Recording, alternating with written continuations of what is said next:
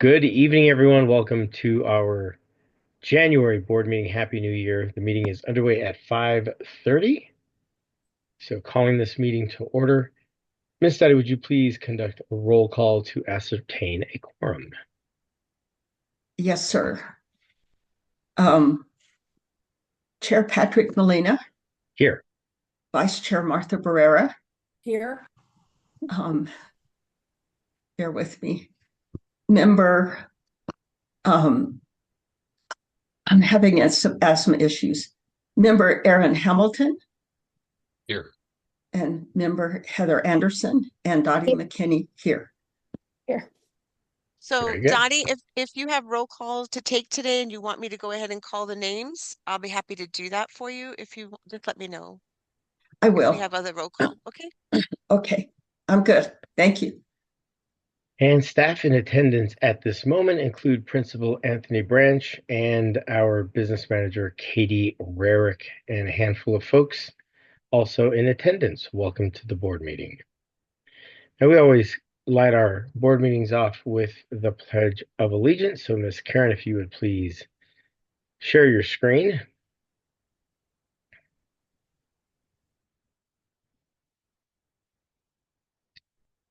Or I can do this. I pledge allegiance to the flag of the United States of America and to the republic for which it stands, one nation under God, indivisible, with liberty and justice for all. Okay. We'd like to open this up for public comment regarding any item on the agenda. If you have items that are not on the agenda, that is covered later in the meeting.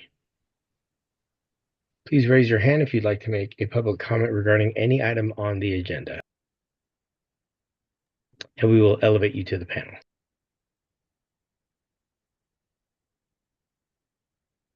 And that would be your digital hand online, or you could put your name in the chat.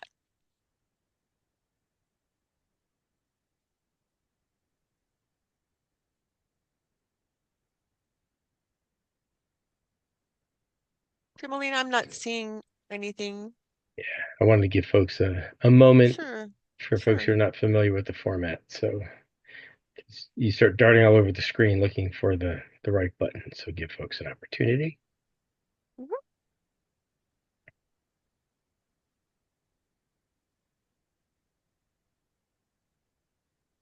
Very good. I don't see anything in the chat and I don't see any hands raised. So we will move on to item number 3 on our agenda, and that is the approval of our current agenda. I move to approve this evening's agenda as posted on our Explore Academy website. A second, please. I'll second. Oh, okay. Thank you, Ms. Martha. We do have a second. Any discussion on the agenda, ladies and gentlemen? No, very good. Then, Ms. Dottie, would you please conduct a roll call vote to approve this evening's agenda as posted on our Explore Academy website? Yes, sir. Patrick Molina. Aye. Martha Barrera. Aye. Aaron Hamilton. Aye. Heather Anderson. Aye. And Dottie McKinney. Aye. Thank you very much. Item number 4 is the approval of our meeting minutes from last year, December 10th. I move to approve the December 10th, 2024 meeting minutes. I'll second. Thank you, Aaron. Any discussion, clarifications, or typographical errors? I didn't notice any. So, all right. With that discussion being closed, Ms. Study, would you please conduct a roll call vote to approve the meeting minutes from December 10th, 2024 as written? Sir Patrick Molina. Aye. Martha Barrera. Aye. Aaron Hamilton. Aye. Heather Anderson. Aye. Okay. Now we can go to item number 5 and promote Katie to the panel so we can go over our November and December check registers, bank reconciliations, a couple of bars, look at the forecast, and I asked Katie to do a quick little tutoring on exactly how to interpret these bars. We have Heather on board, who's new, So it probably would be great for all of us to get a little refresher on how to read and understand a bar. So without further ado, here's Katie. Hey guys. All right. Well, I can talk a little bit more about the bars when we get there, but we can start with the check registers. I think that is first, and then go into the bank recs. And so let me share my screen. Let me move it to the right screen.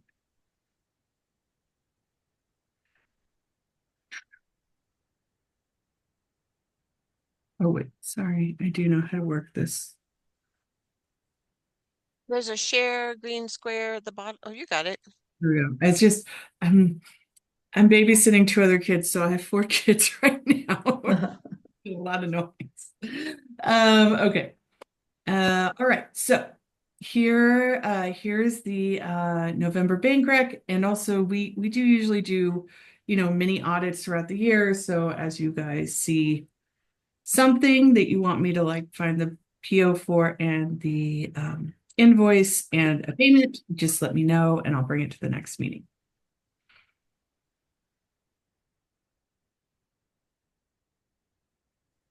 So I did notice in November and December, there are some transactions to somebody named Brooke O.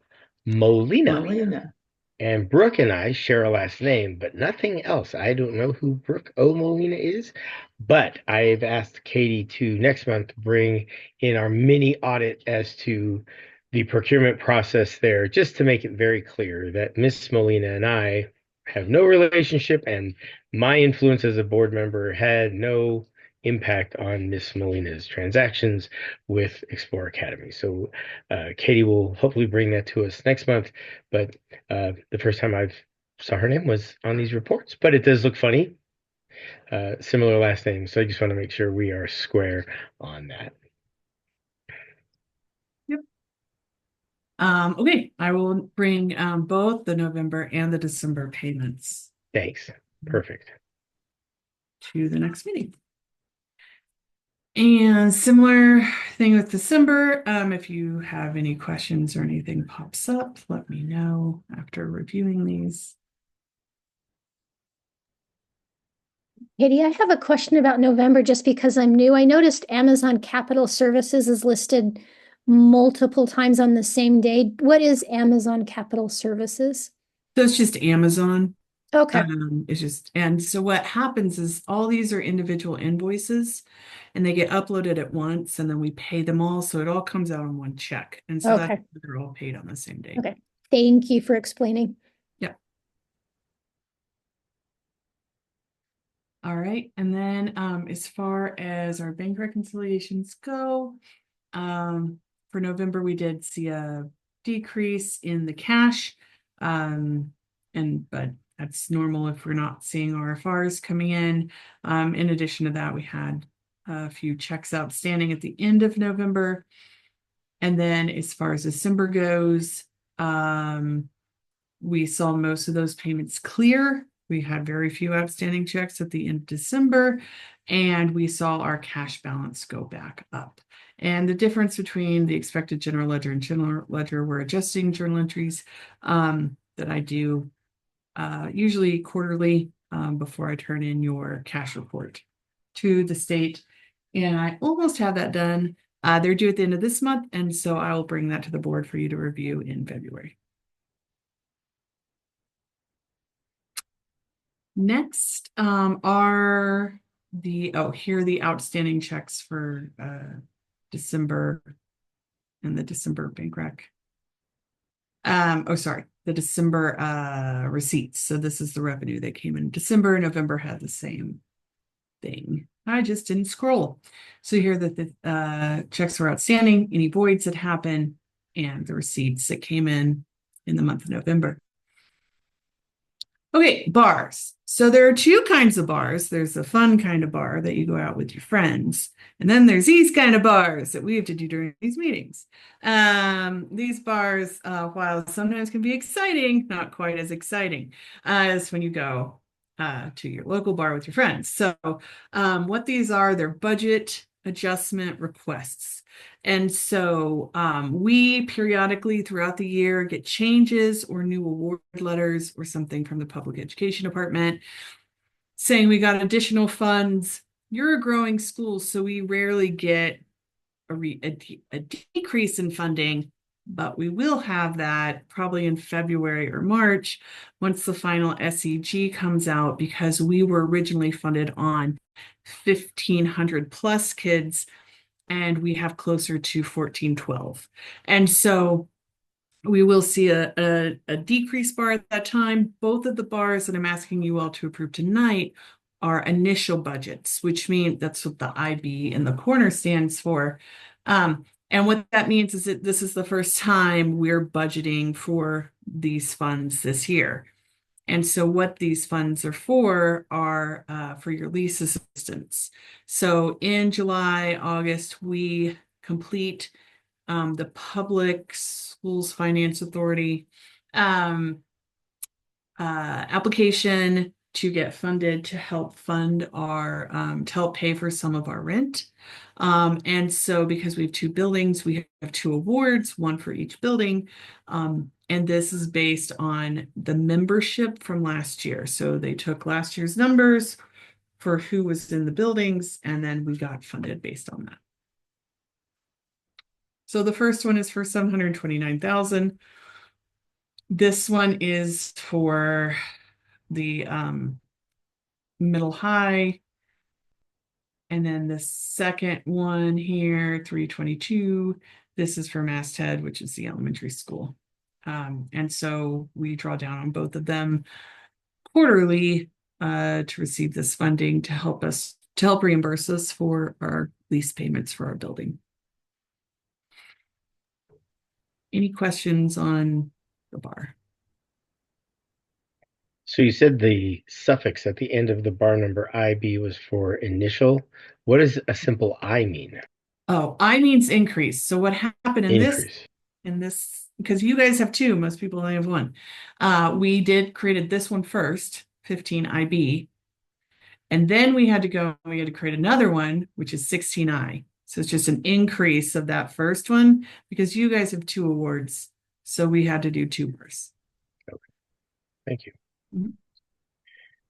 Anything else that Katie can explain to us with regards to the document you're seeing on your screen?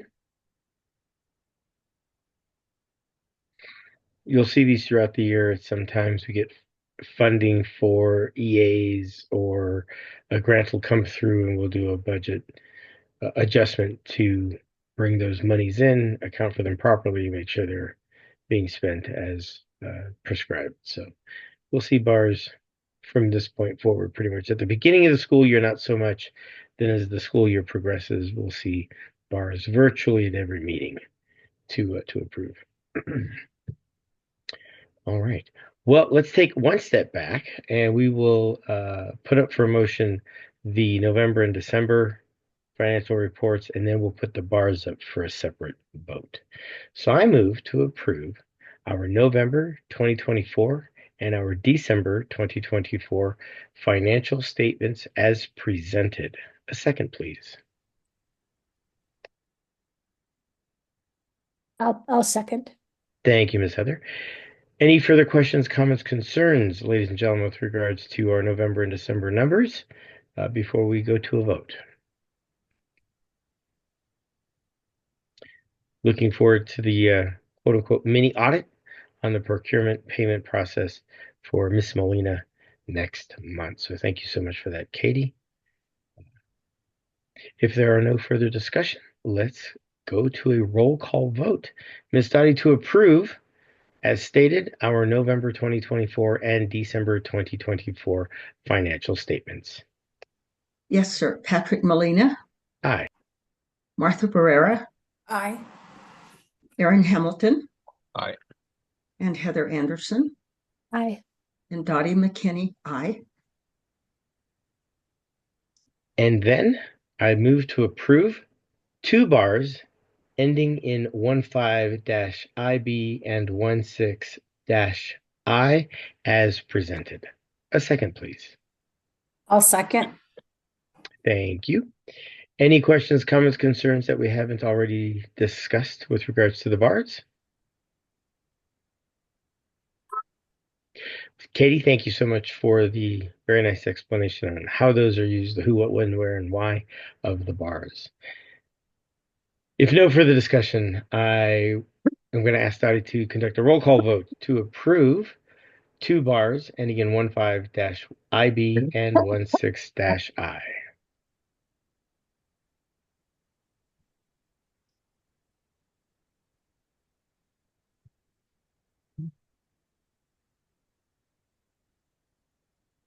You probably didn't hear me, Dottie.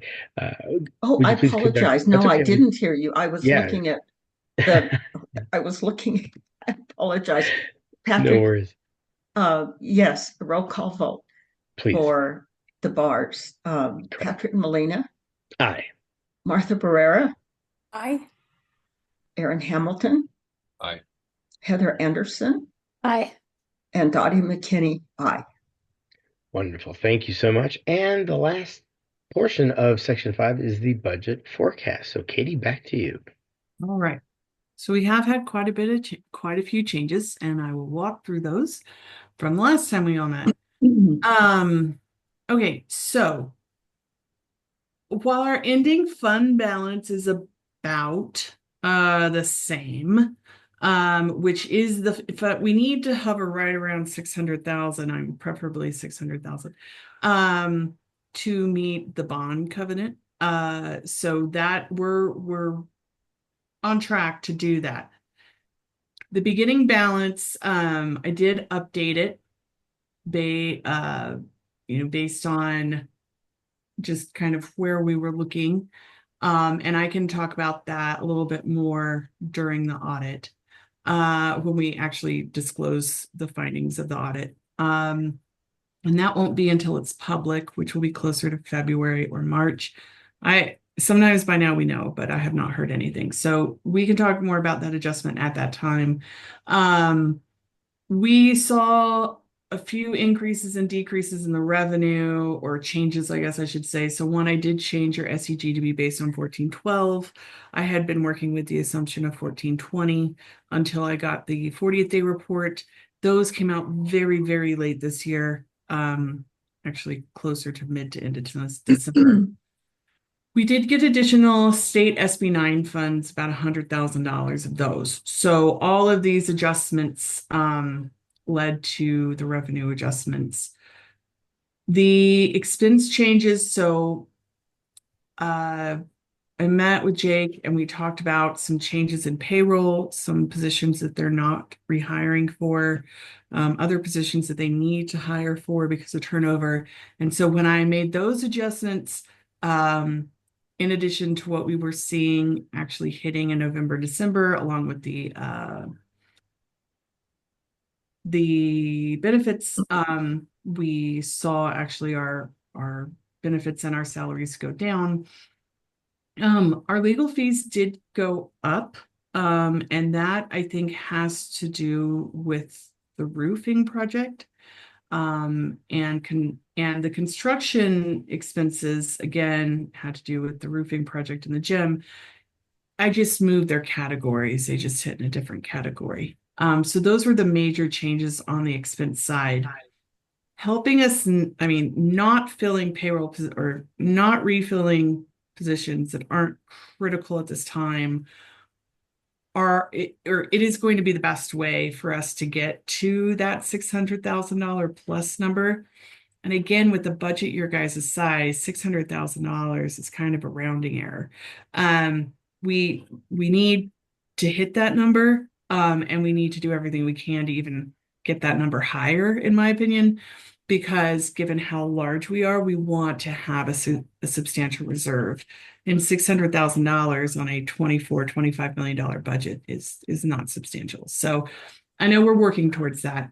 And so as those decisions come up, Jake and I, we meet pretty frequently to discuss them. Any questions on the overall?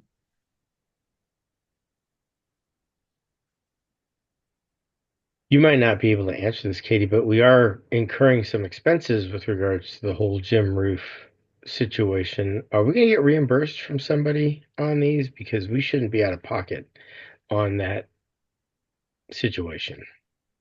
I don't know all the expenses that are being incurred, if we're going to get Okay. reimbursed for all of them. I know that the insurance company did agree to pay for the roof itself. Now, any legal fees or any other fees that go along with that, I don't know that. So Okay. that's something that Jake and I would have to dig into more. Yeah, that'd be nice to understand that because there might be some expenses we need to pay just because we were doing our due diligence, but really, I think the impact to us should be absolutely minimal or as minimal as possible.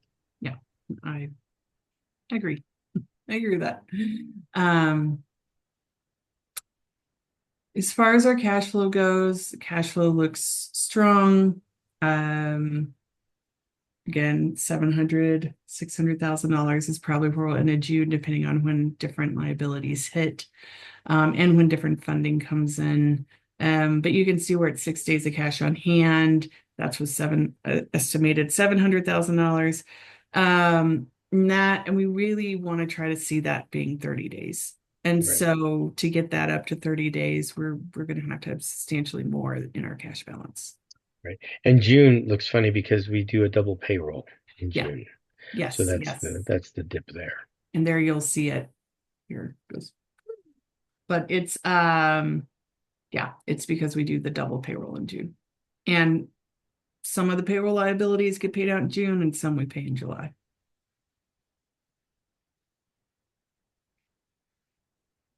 Here's the fund balance. So what this is how much revenue or how much we've gotten reimbursed or spent on various funds. So lease assistance, we did borrow it tonight, but we have more than enough expenses already to draw down all of it. The kitchen infrastructure grant, it's a $500,000 grant, and we actually have several years to draw this down, but right now we're a little over $100,000. Ed Fellows, we hope to draw the whole thing down. Ed Fellows has been fairly challenging when it comes to receiving the revenue, and I did get in touch with the head of that grant, and I'm supposed to have a meeting with them when I can do it.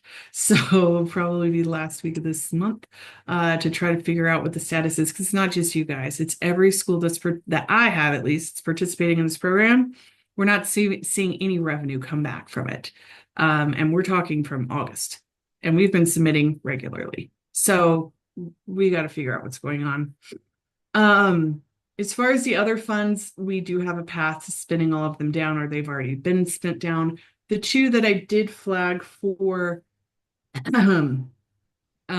Jake and Karen earlier this week or early last week was that IDA and Title I, we need to put additional folks on there to draw those down. That's not hard to do, but just I needed additional folks to put on there. So we're doing that so we can continue to draw those down and be at zero, hopefully by April. I like to get as much of this spent as possible by April. Food, we're not really in control of that. It has to do with how many kids use it, and then the reimbursements go through the school. Transportation, we will receive all that transportation money. It's not really a reimbursable. It is from last year. So whatever they tell us we're going to get this year, we will get. It just comes out in equal installments throughout the year. So we're slowly seeing that revenue come in. Did you get those list of names from Lisa, Katie, or do you still waiting on those for the title and IDA? Can you send them to me again? I don't know if I did, honestly. I have no idea. Okay. I've been in. No worries. Yeah, if you can get them to me, I'll make sure they're up there though. And we can always journal them. Like that's not a problem either. So we're showing a path forward to the bond covenant, and I feel like the more the fewer positions that we refill if we don't need to, the better. We're identifying savings. Quarter 2 reports are due, which yours, like I said, is like I need 30 more minutes on it and it will be done. And then you'll get to review those next time. And then either in February or March, we will go over the audit. And then budgeting is around the corner, and I'll have legislative updates for you all because I know they could make major changes and they could leave it alone. You never know. So as soon as I know, I'll let you all know. Very good. Thank you. Any questions, comments, concerns of board members on our forecast? This isn't a voting item. It's more of a heads up to all of us. So very good. Well, thank you, Miss Katie. Thank you very, very much. All right, y'all. I'll see you guys in February. All right. Thank you. Thank you. Bye, guys.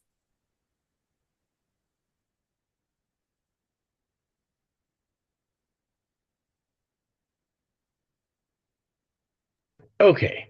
Had to get my agenda back. It was hiding. So item number 6, my favorite part of this meeting, is the learning celebration. Hopefully we have the presenters on board to present out. Political science major and our social studies teacher. So I'm trying to promote oh, there he is. Anthony, who's going to introduce our guest tonight, is Peter Russell, and that's one and the same project. Yeah, I after I read it, it's like, oh, that's all one. So hi, Anthony. Hello, how are you? Good. How are you, sir? I'm good, thank you, sir. How are you? Hanging in. Good to hear. Is Mr. Russell He's on the here, phone? but I'm here. there we go. Okay. Sorry, I just got promoted, so there we go. Welcome. No, so thank you for having us this evening. We really appreciate it. I really want to spotlight Mr. Russell, who has fully embraced the Explore Academy standards for student learning and culturally relevant instruction. He's a high school teacher in his second year at Explore Academy Middle High School, who brings a vast wealth of experience and enthusiasm to his classes and instruction every day. Another aspect of Mr.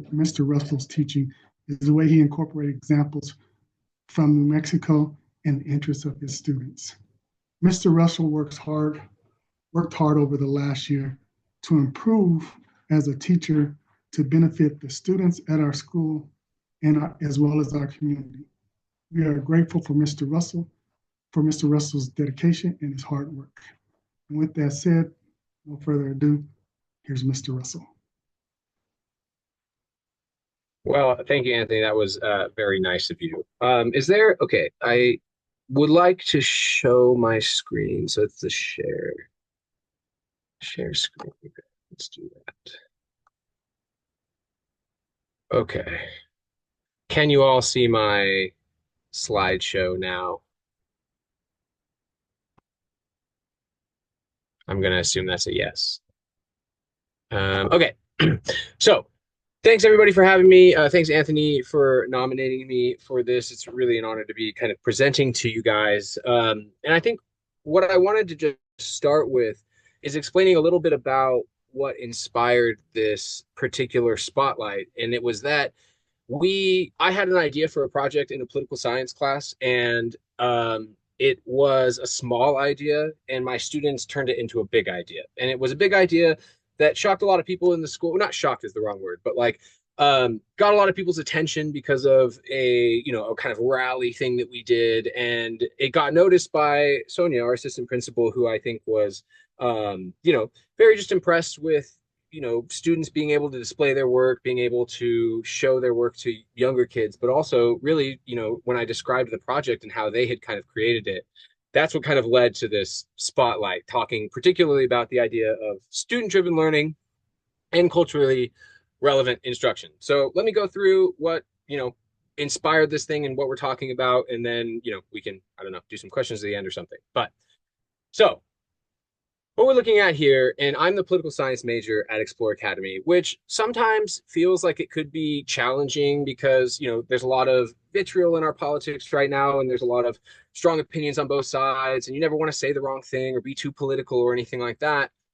But what I have come to realize in teaching this major is actually that none of that matters to students. That matters a lot to adults, that matters a lot to their parents sometimes. But talking about politics and getting involved in political science, the thing that students care about is how much people fight and how much they express frustration about politics, about the government. They express kind of vitriol and anger towards other people. And that's what I have experienced has really turned students off, a lot of students, younger students off to the idea of politics and political science and civic education and things like that. And so for me, the challenge was I had proposed a class about parties and elections that was due to start literally a week after our most recent election, right? Which is very contentious. They had heard about it from their parents, on both sides all year. And my question was, how am I going to make this interesting to students, right? How am I going to get them excited about an idea that they are completely ready to tune out of? And so I was concerned about it. And so what I eventually came down to was not necessarily trying to avoid their frustrations or avoid their concerns, but really lean into them a little bit and kind of channel this frustration into political engagement. So what I encouraged them to do was look at the systems, look at the complaints that they have, that their parents might have, that people that know might have. And I had already explained to them the kind of two-party system, why it exists. And I challenged them to, address those issues directly and think about how they would change the discussion around politics and all this other stuff for themselves, right? And kind of take that frustration and maybe do something about it, right? And so the idea that I would have, and let's see if that works. Cool, awesome, was I wanted to challenge these students to form their own political parties. To first find an issue that they care about, that they think is something that is not only something that needs to be addressed, but specifically something that wasn't being addressed because of gridlock, right? Something that was popular, something that a lot of people wanted, but it wasn't being addressed because of the two-party system. And I asked them to form their own parties, right? And kind of think about, create a party platform, think about voter outreach, and kind of centered around a specific issue. And my original plan was for them to do something kind of quiet, like form your party, do a political platform, and then maybe go out to students when you have an opportunity to during your flex periods and talk to them, try and get some signatures, see if they would like support it, right? Be kind of quiet about it, right? Because again, you don't always want to rock the boat with political stuff, especially at this period of time. So we start doing it, we start making the parties, and eventually the students come down on the side of, hey, we're really excited about these issues. And we think it's something that we not only want to share with broadly with the, students around us, but more particularly, we want to get excited about it. We want to have a rally. Like we want to kind of go out and talk about these issues and try and get excitement and, really kind of live the idea of campaigning and trying to kind of gather votes and things like that. And so completely not my intention whatsoever, they took this kind of little seed of an idea that I had and turned it into something much, much bigger. And I thought it was going to be, I was like, oh my God, this is crazy. It was very simple to organize. We got a lot of really great help from Richard Helkema, our activities director, which was super awesome. And we just did it. We put it together in a week and we created these parties and decided to have a rally. And so these are the parties that the groups created. It was 5 different parties of a class of 18 students, so about 3 people per party. The first one was the Community Trust Party, which they're basically, living in a kind of Albuquerque environment. Their focus was, we want to focus on common sense solutions, safety, health, prosperity, and communities. We want people to feel safe walking around their communities. We want them to feel like they have opportunities when they're growing up. We want to reestablish these connections. Sounds really great. Awesome. The next party was kind of the Inclusive Progress Party, and their focus was on education and expanding education, not just education, everybody gets the same education, but kind of changing it and making it more applicable to different types of students. This idea of, again, inclusive progress in education. We then had, which was my favorite party, the Organization for the Protection of Extraterrestrial Citizens, which they thought OPEC was a pretty hilarious acronym for. And I did give them that. And their focus was they were trying to kind of inject humor into the debate around immigration, electoral reform. The whole concept was that, like, if aliens are looking down on us right now, they are wondering what is going on. They're wondering, how do we elect these people? Why do we elect these people? Why do we fight each other so much? Why are we so, conflicting? And so that was their kind of idea, was to break through that a little bit with humor. Then you had the Health Equity Alliance, especially these were a couple of students who did have kind of health issues. And so they really focused on trying to expand access to healthcare more widely. And then finally, I think with any young group of students, you're going to have the Green Horizons Party, and their focus was on, climate change, addressing climate change through a bunch of different ideas. It was really interesting. We talked kind of about how you fund big climate change initiatives, how you provide public-private incentives, and things like that. And you can see their poster there, very well drawn by that group on this slide. And so we go out, we get up on the tables, which is something that doesn't happen all that often in Explore Academy. It does happen. We have, activities directors and things doing things, but the idea of this kind of like, relatively impromptu rally where we're trying to engage everybody at lunch, it's we get up there, we get on the mic, and it's great. And these are some of the photos that I took. I wish I would have taken better photos or some videos. That would have been nice to show you. But you can see the Organization for the Protection of Extraterrestrial Citizens down in the bottom right there with their tinfoil hats. I kept a couple of those, and they're up in my classroom now, which I really enjoy. You get some students here interacting. It was more engagement and more excitement than I ever expected. Not just not from the people that we were talking to, but even from the students themselves. Like students who I would never have expected to get up on a mic and like do some sort of, do you want the bathrooms to be fixed? Do you want, change to happen? This kind of call and response. I never would have expected that. And it worked really quite well and got a lot of excitement, especially, and I'll talk about this in a second, from the younger kids, right? So these are the results. We had really high engagement. We had over 400 votes, which is nearly half of the student body, which means that contrary to my instructions, it was only supposed to be people in third period lunch voting, but the link was very clearly shared around, which, a lesson in election security, I would say. But we got about, nearly half of the student body to vote. And it really created this kind of sense of community. There were alliances, there were loyalties already. We only did this over 2 days, 2 lunch periods. There were already loyalties, already kind of, discussions about, oh, this is my party, and for this reason, that reason. And so I really appreciated the level of engagement. I thought it was also especially important for middle school students to see the, see the older kids and what they were doing and to get excited about it. Because again, from like middle school to high school, they see each other, but they don't have as much interaction. And I know that we try to kind of keep people through the program. And I thought that was really important for that. Other thing that I really liked, like I said before, skills development. Students I never would have expected to be good public speakers. Not just even that, but kind of creative planning. Students were really getting creative to kind of outdo themselves or outdo each other with treats and like things they could offer voters in order to almost bribe their vote, which I allowed to happen because then we had some discussions afterwards about, ethics and things like that.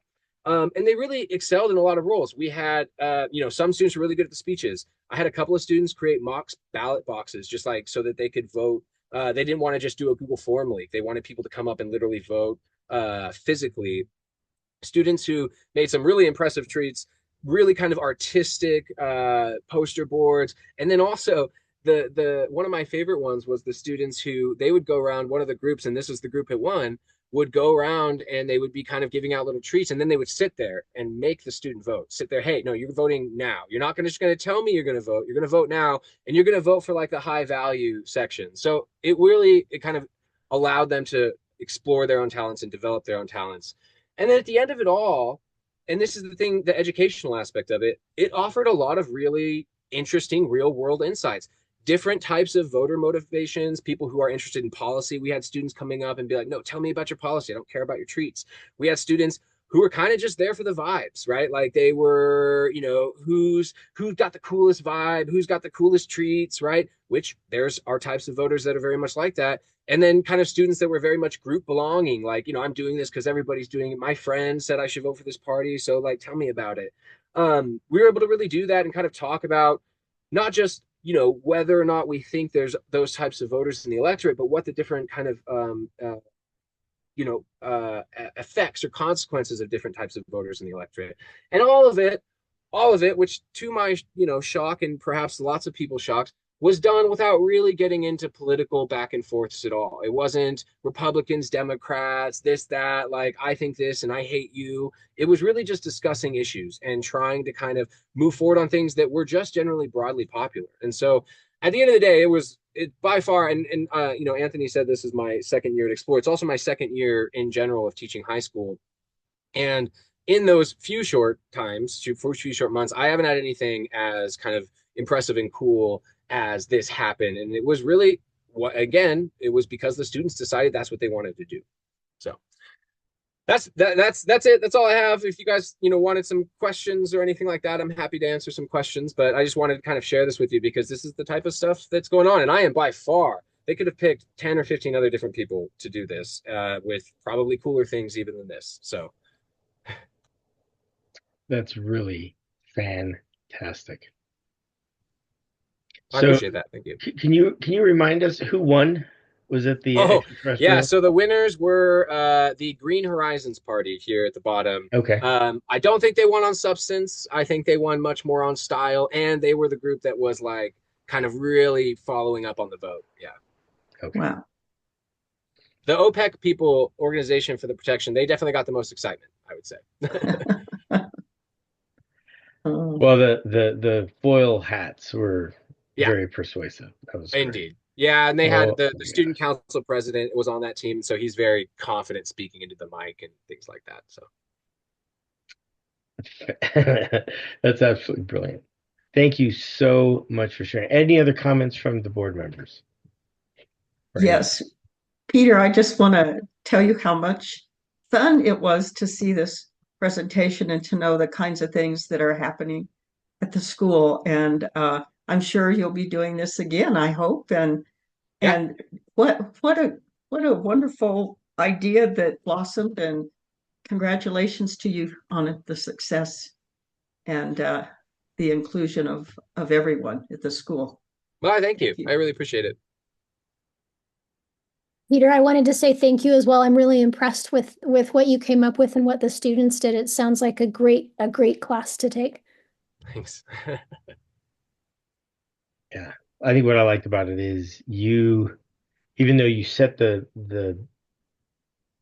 criteria at a level, you weren't afraid to let the students go beyond it with obviously some parameters around that. But I think that's what speaks to the Explore Academy model is the students really get to drive and influence their own educations. And I think this is a stellar example of how that works in action. So again, thank you so very much. Absolutely. Yeah, I couldn't agree more. Like that's what made it great. Yeah, absolutely brilliant. Any last minute comments before we dismiss Mr. Russell so he can enjoy the rest of his evening? Just to thank you, Mr. Russell. I'm the one who emailed you today. I appreciate Yep. you being willing to adjust your schedule to be here for the board, and I appreciate your enthusiasm. So thanks. No problem. All right, Mr. Russell. Mr. Branch, thank you so much for coming and introducing Mr. Russell. But bravo, absolutely bravo to you, Mr. Russell. Thank you. I appreciate it. I'll hop off now, let you guys get on with it. Have a good evening. Thank you, Thanks. Mr. Russell. Mr. Branch, I'm going to do the same, move you to the attendees. Assume you may want to stay, up to you. But I'm going to go ahead and send you through cyberspace. Good. Thank you very much. Thanks. Thank you. Wait a minute, my thing keeps jumping and I don't want to send the wrong person. Give me a second. Right. Done that before. I think it was to Mr. Hamilton, perhaps. He's nodding his head at me. So I think that worked. Okay, sorry. Very So good. Now, go ahead. I was going to say now into item number 7. Like I said, 6 is my favorite, and now you can all see why. Number 7 is the administration and staff report. Just a heads up to everybody, our head administrator is quite ill and is taking himself to urgent care this evening. So we're going to have a smaller version of that brought to us by Karen. Mr. Colander was kind enough to send some notes to Ms. Karen, and we'll catch up with Jake next month. But we will start with our Director of Operations, Alicia Vallarta, and what's going on in the operations world.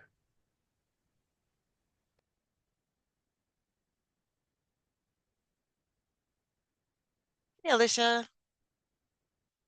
Hi, everybody. I'm going to share my screen, even though this was linked in the agenda, just to make it easier. If my screen share wants to share, it's not wanting to share. There it goes. All right, are we seeing my screen? We are. Okay, good. Okay. It's not a lot of outstanding things, and so some of the stuff I will kind of go through quickly because they're not terribly exciting. So federal programs are good. No issues to report. Working with Axiom on a few areas of things that changed structure or funding came in differently this year, like where in previous years it came in separately, but this year they baked it into SCG, stuff like that. Katie and I did update the SAM renewal. That's the system award management requirement that the PED has for us to be registered in, even though we don't receive federal funds directly from the government, they still require that. So we updated that in January. And that's pretty much it. Federal programs in the middle of the year are kind of just flowing. As far as assessment, couple things. IMESA at the beginning of the year for grades 6 through 8 went really well, no issues. Middle of the year also went really well with no issues. That was in December, so the next time that test comes around is in May, and so that'll be 6 through 8. iStation is ongoing right now for the middle of year admin, and that's for the K-5 students, so that one's going well. We did have PSAT for grades 10, and then 11th graders are not required, but we always let them take it as well. And the preliminary results have not been released to students, so I'm not going to talk about them openly, but I can tell you they look very, very good, even though that data is not released yet. When the data is released, we will make sure to put something out, just because what I saw is something that definitely should go out and be broadcast and celebrated. They did really well. We are preparing for access testing for our English learners. That will start at the end of January. So it's currently scheduled for 1/27 to 31. And then I kind of just put the preparations that we've got going with Melissa Hernandez, the director of assessment, for the summative tests. So all those are coming up, and I kind of put the tentative dates. Those are the dates the school chose, but sometimes there's some wiggle room with those. So that's kind of what we're looking for right now. And then all is well, director of assessment is doing an amazing job. She's great. Compliance, getting ready for the annual site visits and just double checking staff files, student files, monitoring handbooks, all the things that come with the site visit, but everything looks like it's on track. Thanks in no small part to our director of compliance, who's amazing. All is well with the director of grants and transportation. I cannot say enough about Lisa. She's does an amazing job. I don't know where we would be without her. And so we are monitoring a few issues. We just had some evacuation drills that didn't go amazingly. So we did meet with Herrera about that to just talk about, how can we improve this? Let's, do better when we do the next evacuation drill in the spring. So, just keeping an eye on that and how that's going. Let's see. Yeah, no, most of these are really running smoothly. We have not had issues with the apparel vendor. I'm always looking for multiple apparel vendors. I think it's good to give people as much choice in their making their purchases as possible, but our current vendor has been pretty fabulous. Couple things coming down the pipes. We are creating an admin dashboard. So it's kind of like a one-stop shop for admins to help organize themselves throughout the year. So what it'll do is give them a really good breakdown of when do drills need to be done? When do PDPs need to be completed? Literally everything is really hard to manage a school district, right? Which is essentially what we do. And there are just so many little things that you just forget have to get done. And there's so many moving parts. So we've thought about this as a team, like what can we do for admins, for not only Jake, but also for the principals, to make sure that they've got like a really good kind of annual overview, and then also broken up by term. So we're working on that, kind of still, it's still in the beta phase, I guess is the best way to put it, because we're making sure that everything is on there. Karen puts her tasks on there, assessment tasks on there, everything that you just can't miss when running a school.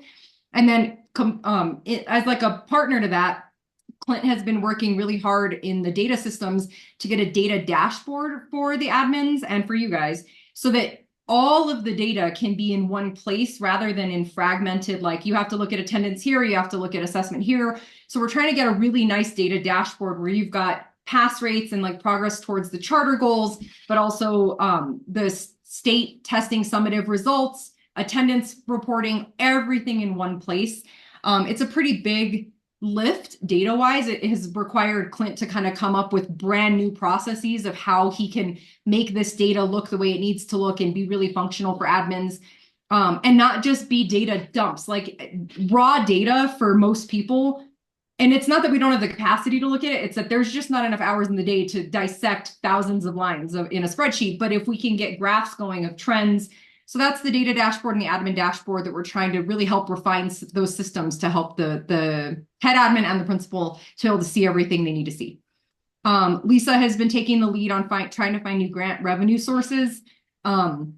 And whether it's state, federal money, private money, she's been on the lookout. She's been connecting a lot with Ralph, the director of facilities, to see like what are facility needs that she might be able to support, whether it's for student safety or health, et cetera. So she's working on that. We got the course catalog up. Obviously we're in term 5, so that was up and all good. And I was able to get those 2 catalogs done. For the first time, some elementary teachers also submitted their own ideas for pictures. Pictures are always interesting because you got to be careful with copyright, with size, all that. And so we did have some people this time say, hey, how about this picture? And that worked out really well. So I'm going to try to engage them a little bit more, because I want to know what's in their head for pictures rather than me just reading their description. So I really liked that. Varsity Tutor, I know last time I said I was working to implement it. It's fully implemented now. I don't know if it's being fully used, because I think people are still getting the hang of logging into Clever, but we do have that free 24-hour tutoring on board, and I can track kind of who logs into Clever. And so some people have used it, but I would like to, work with the Galton campus for sure about pushing it a little bit harder to make sure they know they can log in at home, they can log in for Flex, and all they have to do is use their regular Google login that they use for everything else, which is pretty cool. And then we did get courseware training done for the credit recovery and the life skills courses. So that one, the staff is trained, they know how to get students in there. And so we're hoping that is a good resource for them as well, for students that need to do credit recovery or need life skills of a lot of sorts. There's a ton of classes on there, which are pretty cool. And they can all be credit bearing. So that's kind of the overview. So I can open it up for any questions anyone has.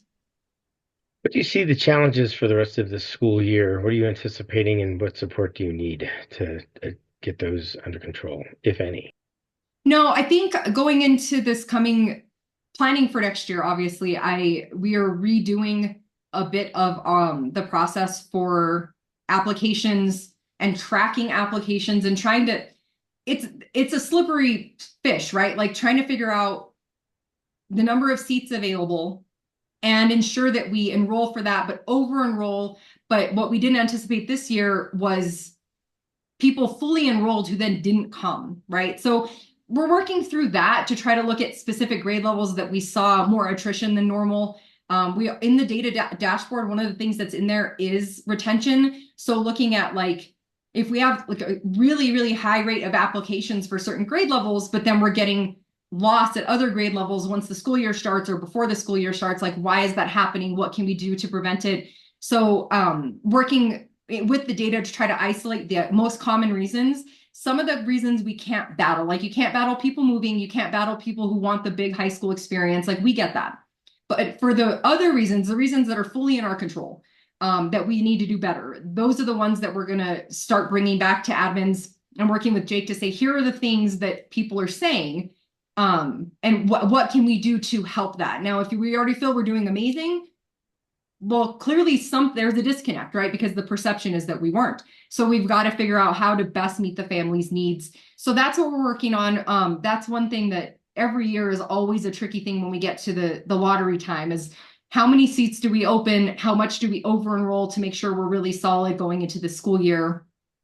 The bus thing is always going to be a thing. I know Lisa reached out to Axiom to try to figure out literally the ins and outs of what we're charged, what we're reimbursed for, and what we're having to come out of operational with, because with the change in the boundary rule that they gave us this year, that does impact our transportation program because we have 3 full buses not being funded that are coming out of operational. So that's something I'm keeping a close eye on because I do want to make sure that we are getting the most for our money, but also that we're being, I don't know, that it's solvent moving forward. Like I don't want to get in a position where we need transportation, but we also need small class sizes. And those two right now are in conflict because there's only so much money. And I know there are a few other vendors that are now considering coming to New Mexico, or coming to the Albuquerque area if they are functioning in New Mexico. So I've been keeping my eye on that to see how that could work, if there is another vendor, or if that could be, if there can be a more competitive RFP process. So those are the things I'm kind of keeping an eye on as of now. I think the last thing that I've been kind of keeping an eye on, and Karen knows this, is the Chromebooks and making sure that we always have plenty of Chromebooks and that we're looking for that in our budget to ensure that no matter what a situation of a student is, that there is always a Chromebook. But also a lot of Chromebooks this year we've noticed are aging out and are not functioning, or they have something that needs to be repaired that is more than the cost of a new Chromebook. Like it's just, the stuff is not made these days to be repaired. It really isn't. And it's so frustrating because the repair is going to be $400 when the new one is only $300, you know.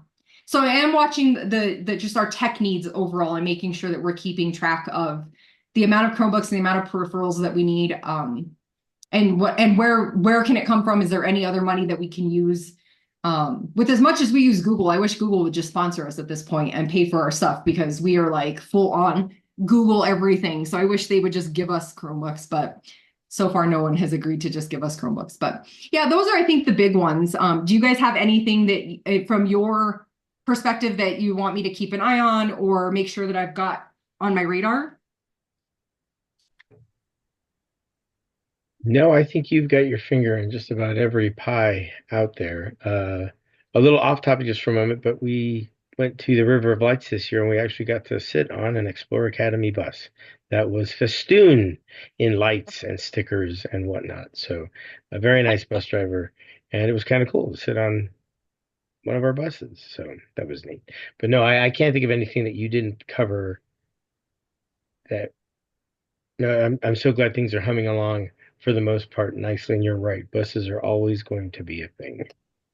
Yes. I think one of the things I didn't anticipate this year is how many people are like, I'm so glad that we have all these different apparel options. Like I never realized that like fleece and sport tech and different types of like hoodies and stuff. I did not realize that people were going to be so excited about that. Like it's crazy the amount of people that are like, oh my gosh, I got all of these cool shirts, because we kind of, when it came to like last summer, I was like, you know what? Put the logo on whatever you want. Like logo it up, right? I just kind of opened the floodgates, even though historically it wasn't the way we operated. Because we always tried to keep it very fair and like create some level of equity. And the second you get more expensive options, you can see a class divide.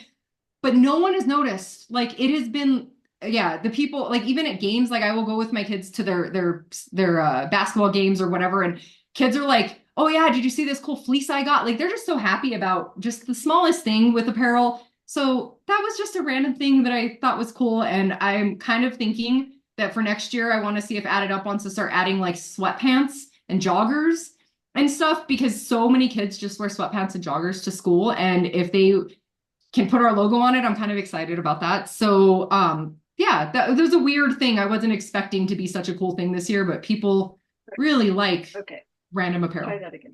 That's right. Fantastic. Great. Anything else, anyone? Well, thank you so much for your continued hard work. And Lisa moving over into that position seems to have been a huge win for us. So well done, well done. But thank you. Thank you so much for your continued incredible dedication and support. You make it look easy, but I know it is not. Oh, there is one other random thing, because whenever you guys get to grant approvals, you'll see this. We did apply or put our name in for the New Mexico is now going to try a consolidated application for all the title apps rather than every single bureau having a separate SharePoint. They're trying to do a consolidated app. It is super common in other states. Most other states have some sort of consolidated app where it all feeds the same place. So Lisa is going to all of those trainings. And so we're going to be in the test group this next year. They're going to run the original app process with some schools. Those of us who opted into the test group, we're going to be in that. So it's like one big application. It pulls directly from Nova for our data. And so I'm kind of excited about that. I know the first year is going to be rough because the first year of anything is weird. But when we do get to approvals of title app funds and stuff, and I think that's usually like April, May, June area, you guys should see kind of a different setup for the application where it's not every app individually. It's supposed to be this consolidated app, and then each funding source has its own budget. So that's the thing. I totally forgot to put it on federal programs, but when they gave us that opportunity, I told her, yeah, go in the test group. Like, I'd rather be there like at the front of it and figuring it out and helping them improve it than have to learn it next year. So if they're moving to this, let's be a guinea pig. So yeah, we're going to do that. So I'm pretty excited, but Lisa's done all the training. This week she's at the CTE training. So watching kind of her learn, it's been nice to have somebody to tag team with. So yeah, again, love Miss Hughes. Fantastic. Well, again, thank you so very much. Any last comments or questions before we send Miss Alicia off? Well, I'm here. Anything you guys All right. need, let me know. Of course. Thank you so much. Have a lovely evening. You guys too. Oops. Okay, we are on section 7, item B. This will be a little different because Mr. Colander is not well. He and I had conversations today, and his health declined throughout the day. So, whatever he was able to forward to you, Ms. Karen, please feel free to share. And anything that's not covered on this meeting, we can certainly catch up with Mr. Colander at the next. Sure. So I did promise Mr. Colander that if there were any questions I couldn't answer, I would take a list of those. So I'm prepared. Mostly I'm going to be able to read what he sent me. So pardon me on that. But first, I think with staffing, he did ask that I advise you that we are replacing one second grade teacher who has left or is leaving. But otherwise, we're fully staffed. Our goal for the upcoming school year is slightly understaffed for T1. We have pretty good success with finding teachers in the first quarter, and it makes it better issue to deal with than overhiring and having to cut any positions in the winter. So I think teachers need to plan that depending on enrollment, they might be a little fewer or a few more students in classes, but just for that first term or quarter while we adjust based on enrollment. All depends on enrollment and as it goes, as you know. He did ask that I share about Explore Horizon. Oh, I don't think that's related to this. It does say enrollment in marketing, upcoming information sessions and orientations are happening. I do know, I think that Katia might be here if you wanted to know more about those, but let me look. She is. So I know that they've been scheduling information sessions for students who might be interested in coming to our school, and then following those with orientations to keep communication with the families who have expressed interest or have been accepted and signed up, to keep that communication going and get them to, students to know the school and those folks better, and then have a better connection with our school, and hopefully don't change their mind along the way. He also mentioned this Explore Horizons project, which I think he's raised with you all before, but it's a new group of opportunities for students that we will start using to both meet with our high schoolers and hopefully retain some, and include some of our marketing materials for prospective students. So we're working to further working on opportunities at the K-5 through Girl Scouts New Mexico and the Every Girl Initiative, which will provide a fully paid program to meet 1 or 2 hours after school, and is catered toward grades K-5. It will help build out a variety of skills, and it includes a paid sponsor from the school site. Julie Hill is working with them for next year, and it might turn into a program that bridges into our middle school.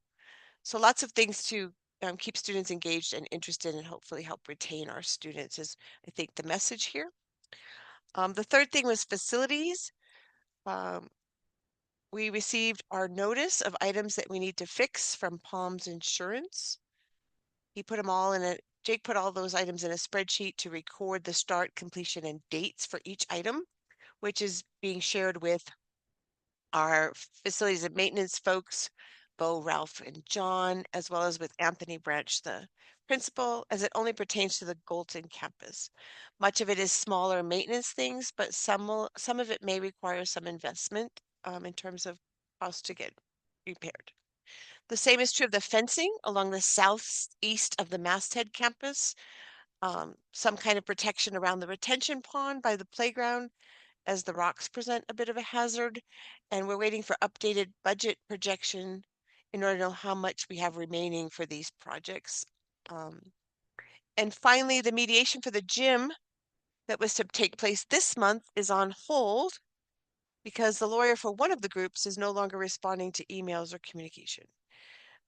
So for that reason, it may go into arbitration, which will unfortunately be more costly and more time consuming if you move up from mediation to arbitration. So those were the first 3 items.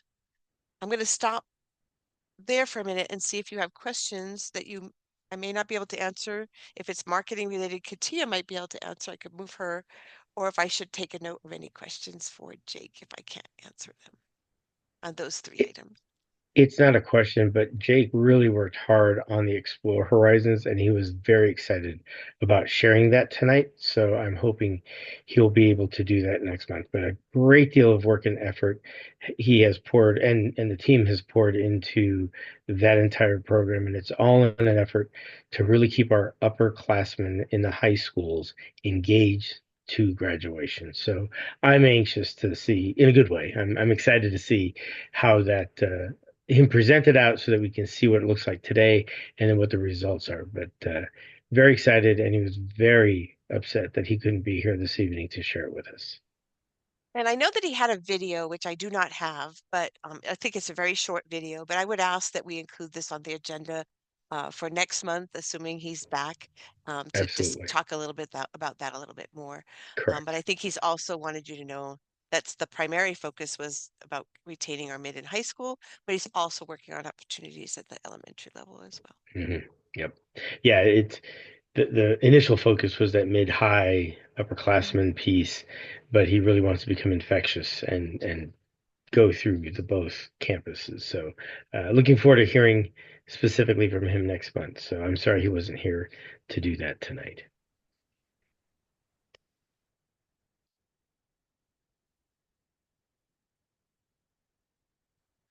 Okay, well, right. if I'm going to move on to the PTO then, I just wanted to share, I know we have some folks in the audience from the PTO, but the only thing I wanted to share is that I thought the board, or Jake thought the board need to be aware that there's been some tension and stress amongst the PTO officers, and we just wanted you to know that the school is working alongside them to try to resolve those issues. And just in case the board might hear anything about that, we are working closely with the PTO officers to resolve anything there and make sure we have a cohesive PTO across K to 12.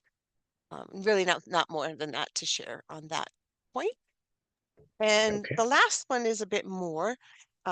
There's been a Power School data breach that has occurred at Power School. This is not at the school level, but it's happened across the country. I would guess thousands, certainly hundreds of districts and schools have been affected. And in summary, what has happened is a Power School employees' credentials to something called Power Source, which is sort of a knowledge database and place where you can, people from the schools can go in and vote on different improvements and things like that and get information.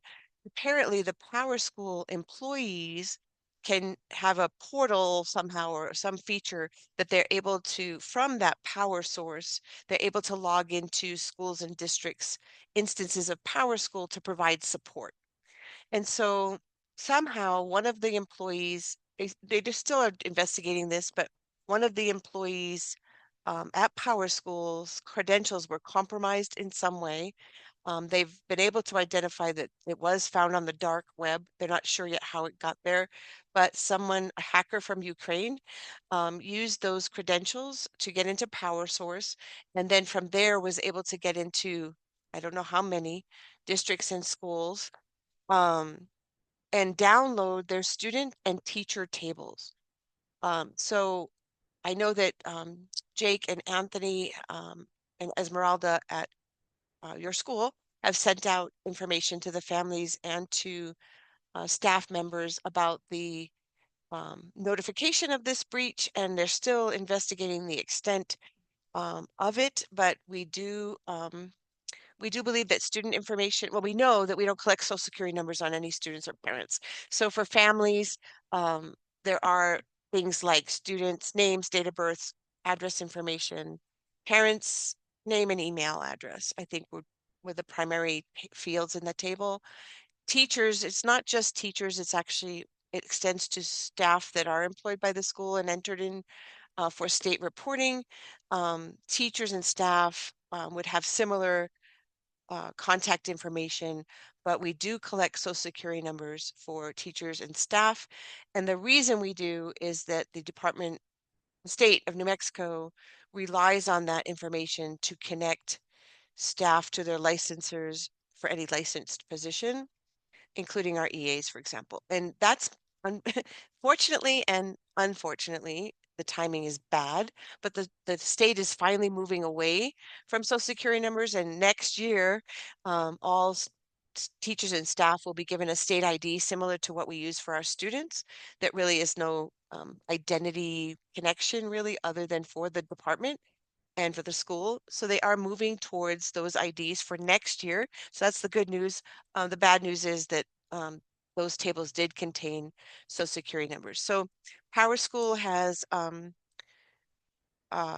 guess, first learned about it December 28th. We didn't find out till much more recently. We attended a webinar to get more information. We've done the initial notice.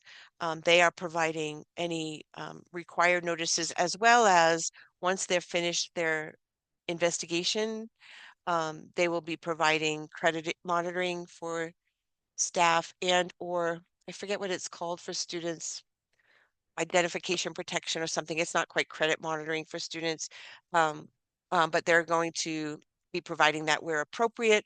Of course, at this point, they haven't really identified all the extent, and they claim that, you know, it's no longer a threat and that information will not be used. But again, I don't ever trust that.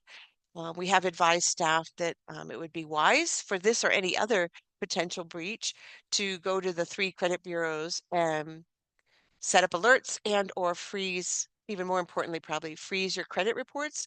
I did that years ago just to protect myself. And so when I went to buy a car, they couldn't get my credit. I had to unlock it. They got my credit, then I locked it again. Everyone can do that for free on the bureau. So meanwhile, while we're waiting to see what Power School may provide. That is the recommendation we made to staff. But again, this had nothing to do with our system or our fault or the school's fault. It was all from Power School. And if you do a quick Google search, you'll see that it's all over the country and there are articles everywhere about this massive breach. Power School is, you know, of course, taking very seriously. They hired third-party forensic experts to help them, including CrowdStrike, and have identified down to some pretty significant details as to what occurred. And now they're digging in further as to how much data was compromised and what is the extent of that, and working closely with schools to keep everybody informed and provide what's needed. But more to come. Power School did say that they are hoping to have a complete forensic report out by January 17th. but that's their goal. They didn't really promise to have it by that date. But that would be this Friday, I guess. So we keep watching for any updates from Power School, and we'll communicate with our school community as we go. Very good. Thank you, Ms. Karen. All right. Any questions, comments regarding the Jake Colander update brought to us by Ms. Karen? All right. Item C, general updates and reminders. We'll go right into board training requirements and our board email addresses. And I believe this is still you, Ms. Karen. Yeah, it's just my annual nagging, no, excuse me, monthly nagging of your board training requirements. If you have not yet finished those, don't forget.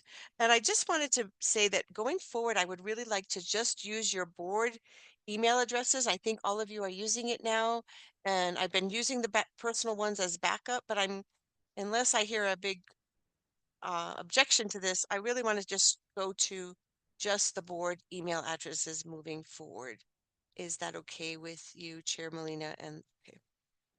Yeah, I think that's fine. I think we've all acclimated Yeah, I was to trying to that. give So some overlap there, and then I'm always afraid that you might not be looking at it or whatever. So, but I want to just announce that I'm not going to use your personal ones anymore, and make sure you're checking the board ones. The charter school conference is just here as a reminder.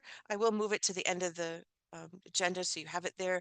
There's a link to register. I'm hoping that Mr. Molina has signed up to present again, but it's a free conference and you can get some training there generally for the following year, and just would like to see as many of you attend part or all of that if you could.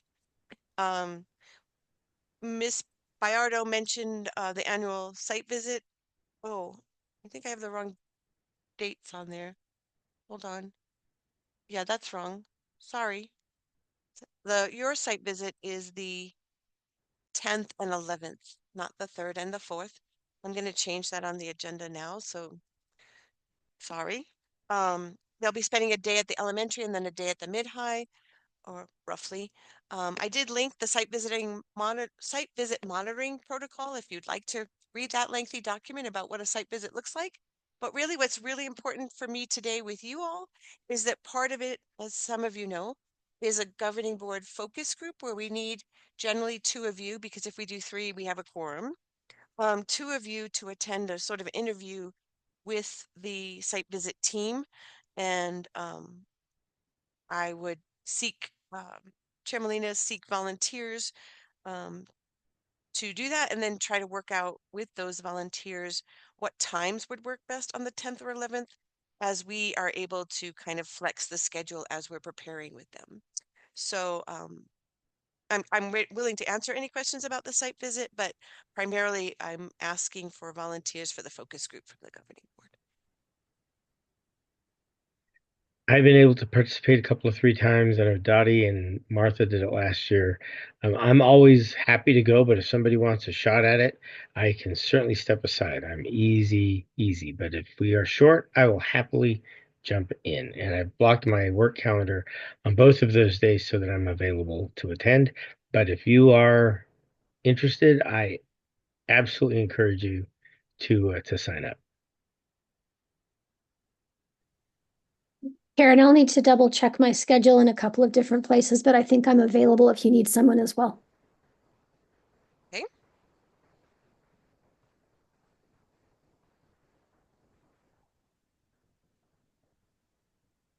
I'll make myself available, but if somebody else wants to go, I'm like Patrick. I've been on them a few times, so.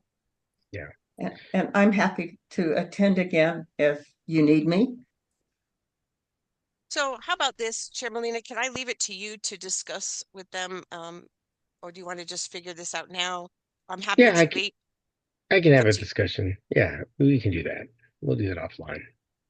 Hey, I just need 2 names and then I'll work with those 2 folks to schedule. How's that? Okay, very good. Thank you, everybody.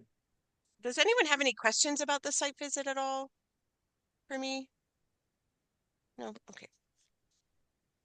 And the last thing is just I'm going to leave the board policy folder linked on your agenda because our goal is to kind of work through those. So as I mentioned on the agenda, that didn't need to read all of those, but we do have a couple listed under Governing Council business that I hope you were able to take a look at.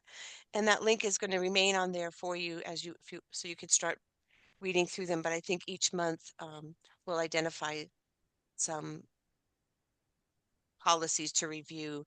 Many have not been reviewed since well, I shouldn't say since the school opened, but quite a while, and may need some tweaking or may need some updating. And I just want to have a record of that review and approval.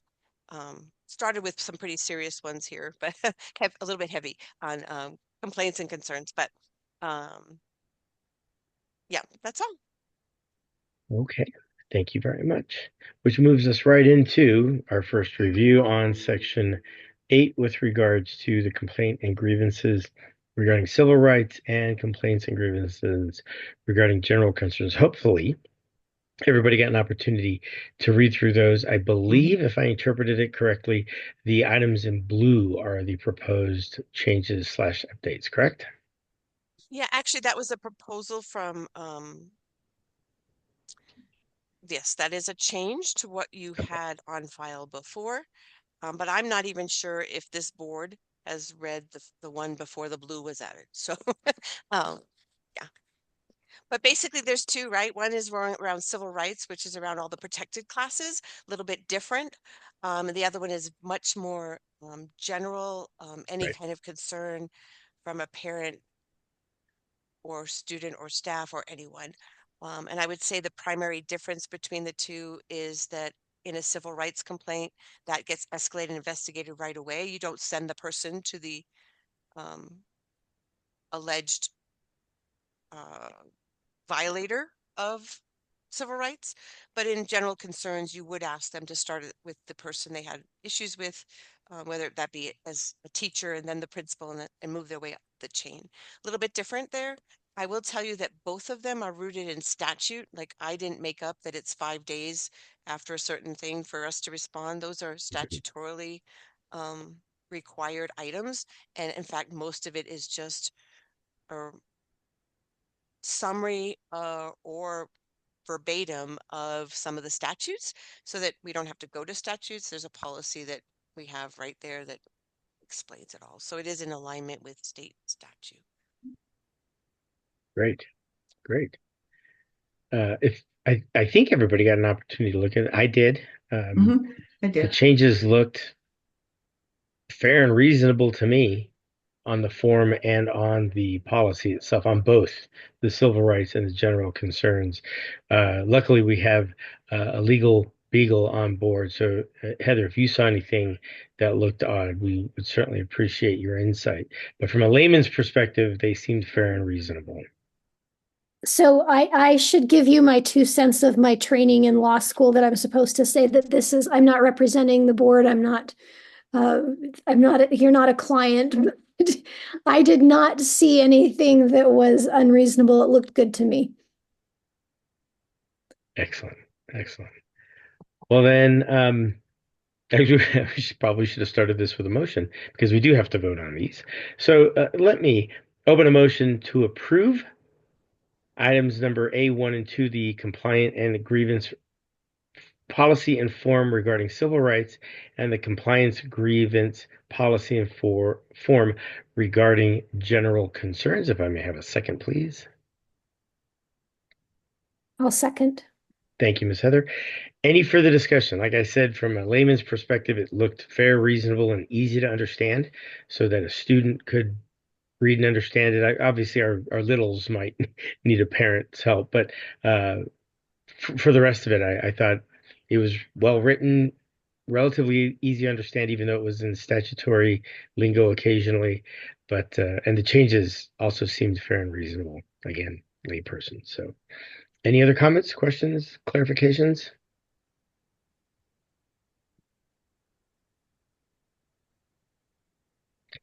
Very good. Well then, Ms. Dottie, would you please conduct a roll call vote to approve the complaint and grievance for civil rights, the policy and the forms therein, and the complaint and grievance policy and forms for general concerns. Yes, sir. Patrick Molina. Aye. Martha Barrera. Aye. Aaron Hamilton. Aye. And Heather Anderson. Aye. And Dottie McKinney, aye.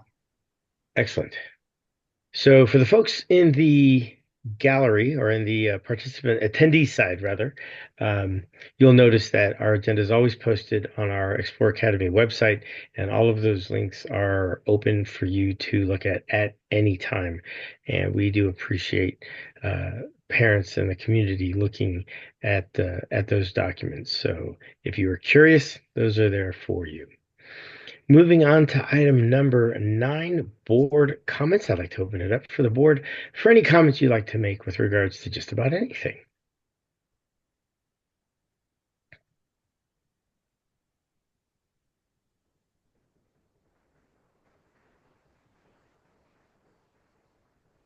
Very good, very good. I loved the student spotlight tonight, or the faculty spotlight, which really focused on the students.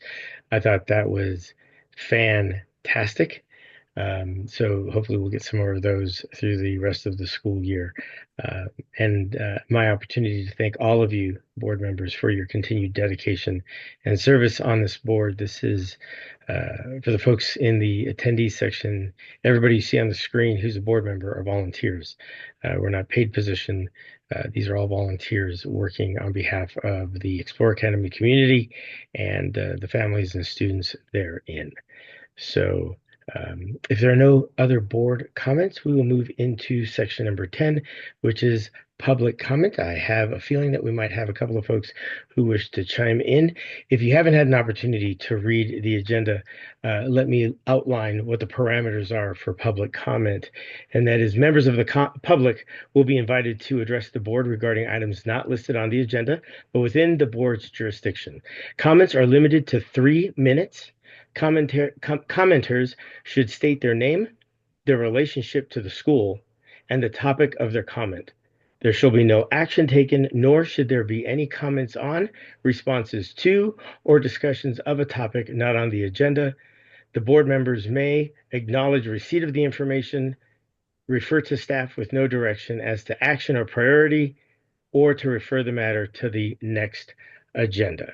So for all of those who wish to make public comments at this time, please keep your comments within 3 minutes and understand what the parameters of the public section or comment section is, and a lot of the language is statutory. So with that, Ms. Karen, how do you want to manage anyone who would like to make a comment at this time? So someone did ask in the chat, is this time to make a public comment? And I said, yes, please.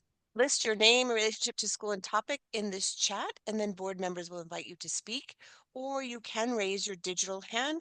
Either way, we will call you, or the chair will, to come to the panel and make your statement. All right. Please chime in, ladies and gentlemen.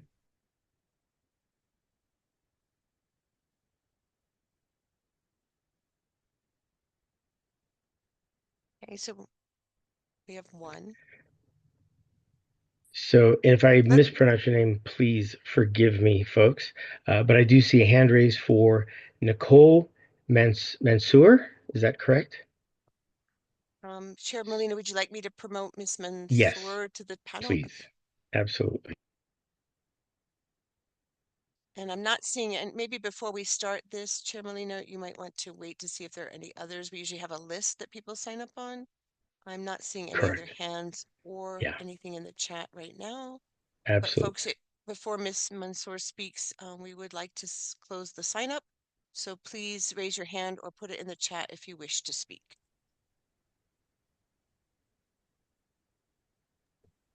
Hello, Ms. can Ms. I Mansour, you speak have the now? floor. Hello, can I speak now? Yes, ma'am. Please. Hi, my name is Nicole Mansour, and I am a concerned parent. My daughter does attend the Albuquerque campus. She has so for a few years, and she loves it. I would like to speak on some credible allegations that have been brought forward on Mr. Justin Bardo during his high school teaching career. These recently surfaced on social media from one of his accusers, and parents across the campuses are aware, regardless of his technical status as an employee, contractor, ELS team founder, whatever it may be. We feel the school needs to address the parents soon to help promote an open and trusting atmosphere, because ignoring it is not helping the situation, especially with the way social media is buzzing. And as the board, I feel like maybe this should be an investigation be conducted on your end independently, to see, what these allegations are about, and basically evaluate the relationship between him and the accuser based on what is being said. There's also, I think, just some transparency that needs to be brought forward and truth to his involvement with the school and the facts that are being said around the student that have brought these accusations forward. And until these allegations are proven true or false, I believe that Mr. Bardo needs to be suspended until these are, reviewed. And I myself am speaking on behalf of a number of parents, and I just feel that we need some answers, and we are looking to you as the board to provide them. Okay. Thank you very much, Mansoor. We appreciate your time to come to this meeting and share your thoughts. Thank you very much.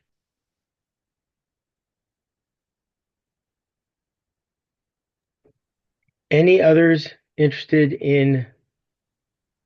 There is one person, I'm sorry, Chair. There is one person, oh, she said, or he, I'm not sure. I'd like to speak. There's no place to raise our hands, but then now said she covered it all. So I'm going to assume, but let me just clarify that the person in the chat, MP, no longer wishes to speak because your concerns are the same. Unless she puts her name in or he puts his name in, I think that was the only comment for this evening. If I'm reading it right, MP might be Megan Phelps. So, and you do not wish to speak. Thank you very much. We do appreciate you attending our meeting. And to all in the attendees queue, we do appreciate you all being here.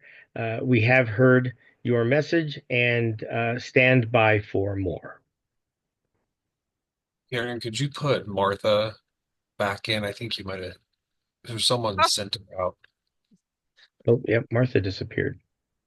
You know, as I mentioned earlier, when people move around and change, It when I reorders clicked, everything. it reorders the list and oops, that was the timer. Welcome back. Sorry about that, Martha. I didn't mean to kick you out. But So to all who attended, thank you so much. Your voices have been heard, and we truly do appreciate your willingness to be here and to share your thoughts and concerns with us. And without getting involved, stand by for more on this situation. Chair Molina, it looks like there's one more, Alexandra Garcia. Oh, yep, just popped up. Raised hand. Yes, correct. So we can certainly promote Ms. Garcia to the panel.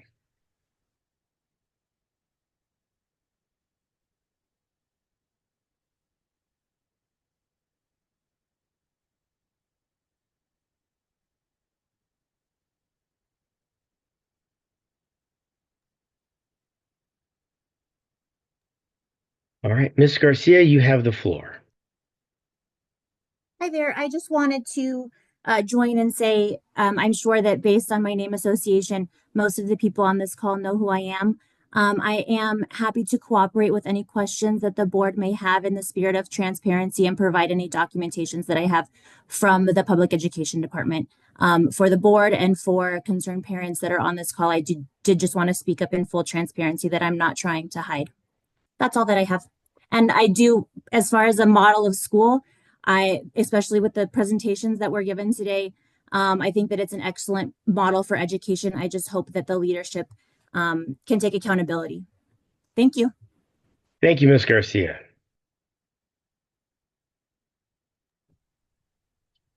Okay, last call for public comment before we move to the final section of our agenda. I want to give everybody ample time to raise a hand or make a comment in the chat so that we don't rob anybody of their opportunity.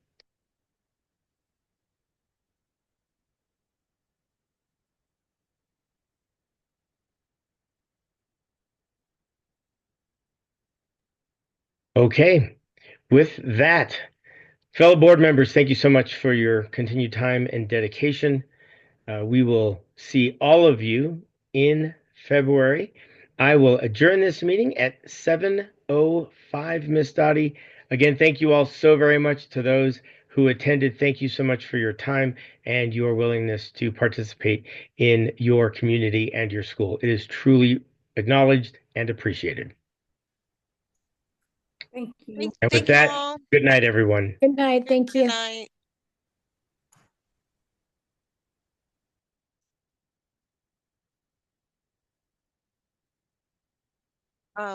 Dottie, we still have people here, but did you want to Okay, ask me I'm something? sorry. No, that I'll talk to you and I'll talk to you later. Okay, thank you. No worries. Thank you. I'm leaving.